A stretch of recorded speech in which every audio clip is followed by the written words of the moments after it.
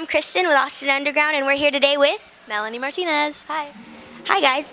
So I wanted to start off today talking a little bit about where you started out. So you started out on The Voice, being coached by Adam Levine. What would you say was the biggest learning experience you had while doing that? I think definitely the whole TV world inside of it was kind of interesting to learn, like the behind the scenes and how everything works, and being under a lot of pressure and having to perform in such a small amount of time, and like learning a song that you didn't write. I think the hardest part for me was learning like other people's songs and not being able to sing my own music. So I'm really happy that I get to do that now. And so you talked about the having to move over to doing your own music and really enjoying that. Could you talk a little bit more about that process and like learning how to record and release your own stuff? Well, it wasn't like learning how to do it. It was just more like being able to, since I was on the show the show took up like a year of my life, and I was 16 to 17, and so I was still writing while I was on the show and stuff like that. I just wasn't able to release it because when you're under a show like that, you're not allowed to release your own music. It's just like policy, I guess, or whatever. But so I basically, once I was off of it, I was able to play a bunch of shows and sing a bunch of original music, and I had a lot of writing sessions, and learned how to like collaborate with producers and writers, which was something that I was not used to because I was so used to writing by myself in like a bathroom. But yeah, so it's been really fun, and I've been working on my album for like a year, and I'm finally going to release it later on this year, so yeah.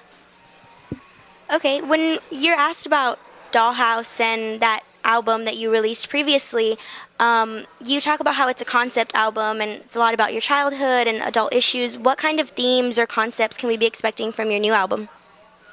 Well, it's basically like the story of this girl Crybaby's life, and it goes through like each song is kind of a different childhood theme or title, and it relates to an adult situation. So Crybaby, the song Crybaby is basically just like telling, the story of like who this girl is, and basically just introducing the character. And then Dollhouse is where she lives, and it just goes on like the whole story of her life to the end. And it's kind of like this transformation of this girl who was super vulnerable and like emotional and like kind of not proud of that fact, and then she kind of gets more and more comfortable as her life goes on and as she goes through different things, and it gets really crazy. And it's definitely like a weird little creepy children's like fairy tale, story altogether. But yeah.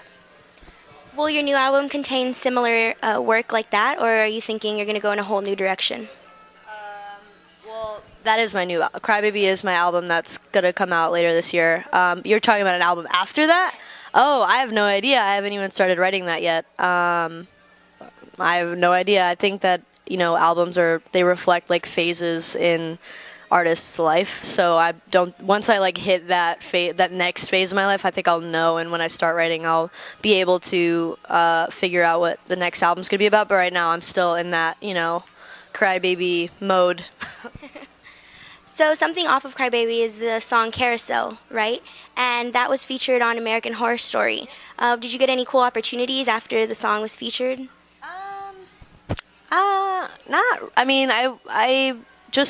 I think that opportunity alone was something huge for me, just because I love the show. I'm such a big fan of the show, and that season was really great. I still haven't seen the finale because I'm holding off because I love it so much, and I don't want it to be over in my brain, but I'm gonna have to do that at some point. But yeah, I think that in itself was a huge opportunity for me. Yeah. You mentioned a little earlier how you started out at around 16, 17. Do you have any advice for anybody starting out around that age? Definitely to like stick with your gut feeling about things, and try not to let other people pressure you into doing things that you don't feel comfortable with, because it's easier to go in a different direction than what your heart wants if other people are forcing stuff down your throat. So I think just really be sure in your decisions, and to be bold and excited about what you're doing. Cool. Well, thank you for sitting down and talking with us. We really enjoyed this. Yeah, definitely. Thank you for watching Austin Underground.